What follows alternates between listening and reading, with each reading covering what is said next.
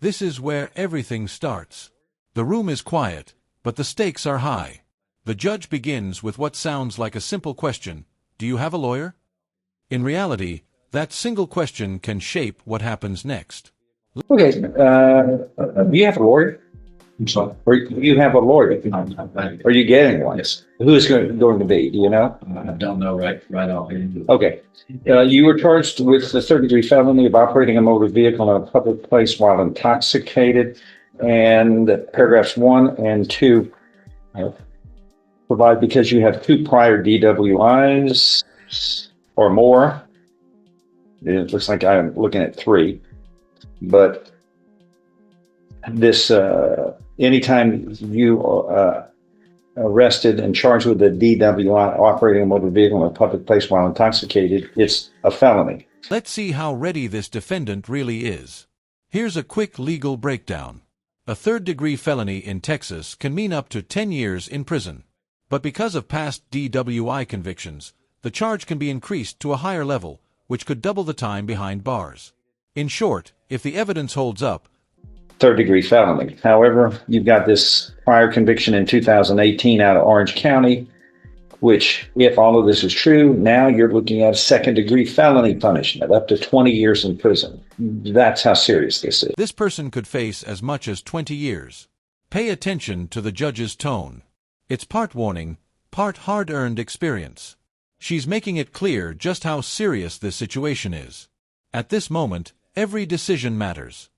I'd run like the wind to get a lawyer. You know, so how much time do you need? I'm gonna give you the 3 weeks. When you do that, if you hire somebody, make sure you give them this resetting so that they know when you have to be back here. Okay. What was the result? It was actually positive for GHB, which is gamma hydroxybutyric acid. Basically, it can cause extreme drowsiness. And that's what was detected. Kind of like what y'all exhibit here. That's correct, Your Honor. Yeah. I'm just kidding. You know what they're talking about? What is it called on the? Gamma hydroxybutyric acid. No, GHB. What is the street name for that? You don't know?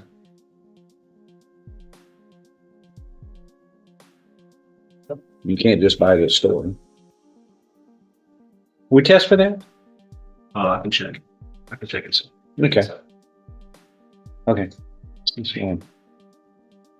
No. Sorry. It's Timothy Barney. Yeah. So 3 weeks, get a resetting, and just have a seat in the queue. Thank you. Just see as well. And Yes.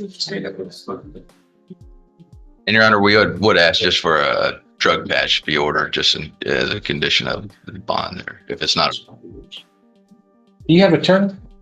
I'm getting one. You said only initial. I also had the chance to possibly getting us drug patch. I don't have to tell you what this says. You're intimately familiar with what you got in you. You got everything. You got everything. Doing medications. So, I'm just saying. methamphetamine, they're giving you meth, are they? No. You got amphetamine, methamphetamine. Then comes a major reveal, the toxicology report. The results show multiple substances in the system. The judge's reaction isn't just frustration, it's concern. Each additional substance adds weight to the case and shows how serious the situation has become. Next, the court decides to revoke bond. Tetrahydrocannabinol, marijuana in your system, and MDMA, ecstasy, and then benzodiazepines. Maybe benzo that might have been given to you, but the others aren't. The benzo and the Adderall, but starting off just saying, I've been doing great. And You didn't do great here. You're free falling. Yes, sir. If I can have the opportunity to get that patch, That's not the way it's going to work. What's his bond? Who's your attorney on this? He doesn't have an attorney. If This means the judge no longer believes the defendant can stay clean or follow the rules while waiting for trial. From this point on, they won't be released until the court says so. The tone in the room shifts from disappointment to finality. You're going to have to do it from jail because your bond is revoked and you're going to go to jail. so if I can get that passed. 5 controlled substances are in your system. You were free falling. You need to fix that before you hit the ground and splat. You know what I mean? You can't continue to live like this without severe Right, so problems. Judge Stevens, they can give me the opportunity to just, I'll pick this patch on out function and sue. You're going to jail. You're going to have to face it. You're going to go to jail. Your bond is revoked on the court's watch. That's just the way it is. We're going to dry you out. I wish I had a penny for every time people beg to be released, that you'll never see me again, and I'm going to change my drug addiction right now. And it doesn't work that way. It doesn't. That's not realistic.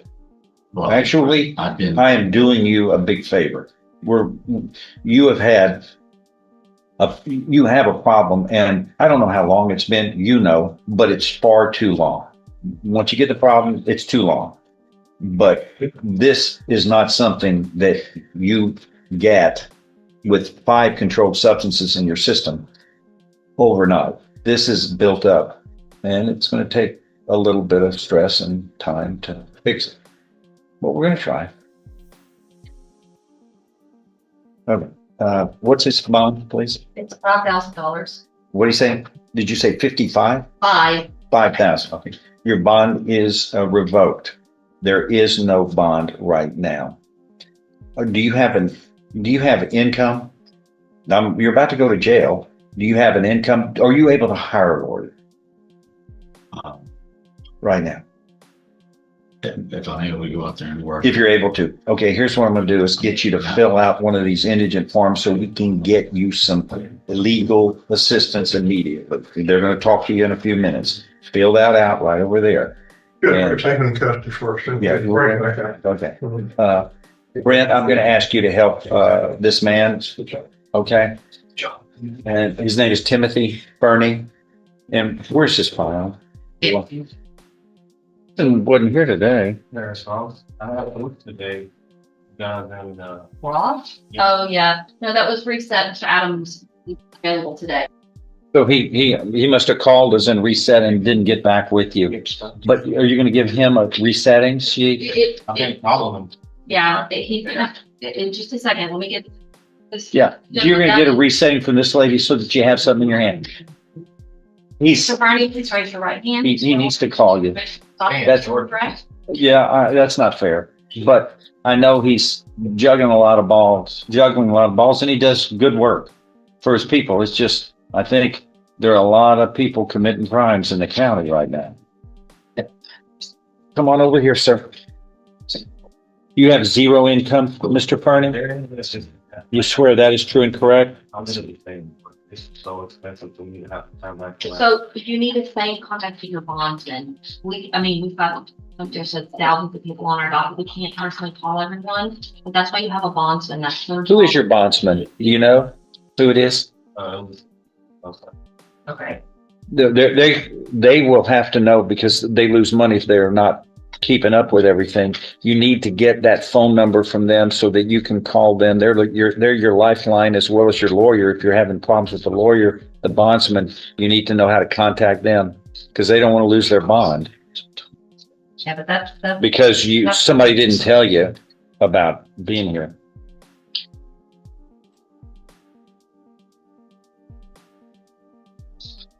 Okay, then Mr. Turk will be appointed to represent you in this case. And also because of 5 different drugs in your system, your bond is revoked. You can't commit, the first condition of bond is don't commit a crime, and methamphetamine and amphetamine or crimes. And the others you may, well, I think.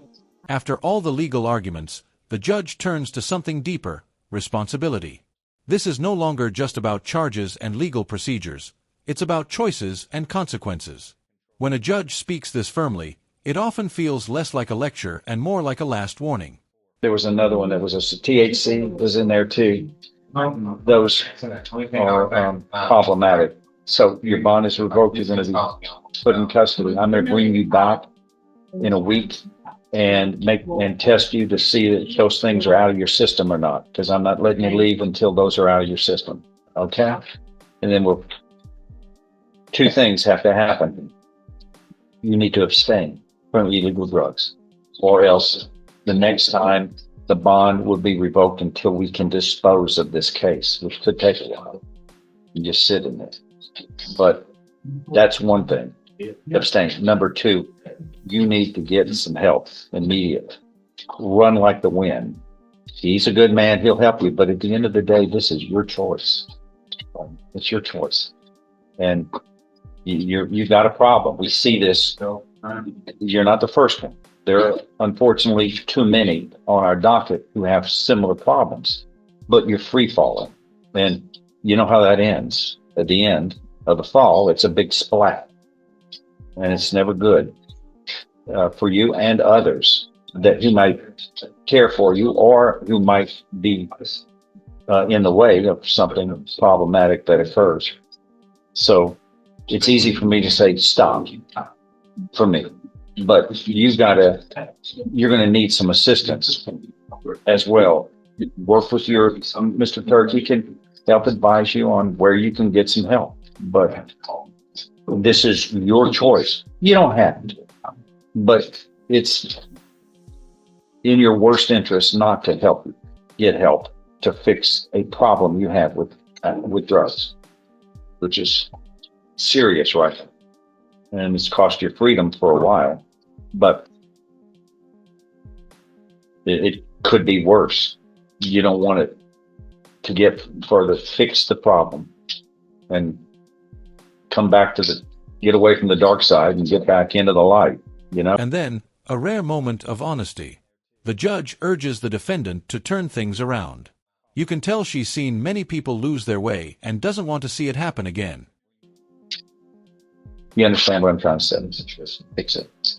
I think you're capable of doing that. But right now, you're not in a good condition and not in a good place. But it's going to require some changes. And he'll help you as best he can. But at the end of the day, it's your choice. Make the right choices. We'll give you what the right choices are, but you still have to you've still got to walk that walk. We're just doing the talk, but you got to walk the walk. And people do it all the time, get over their head and they fix it. Some don't. And it's catastrophic. We all are sad to see what happens. But it hurts them, hurts the people around them. And all you can do is feel sad for them, but it's their choice. This one is your choice. You know what the right choice is? Do it. Okay? Anything else? I gave a pep talk. Go out there and win the game. You're capable of doing it. That's what's sad from what I know of you here, what I've come to learn. You're most capable. Fix this for you and the people close to you who care for you. All right? Just one question. All right, we'll see you back in a week. Test you. You test negative, then I'll put you back on a bond and a drug pad. Let me look. Okay. All right. Good luck. Yes, sir. Anything else? We are in recess then. Thank you.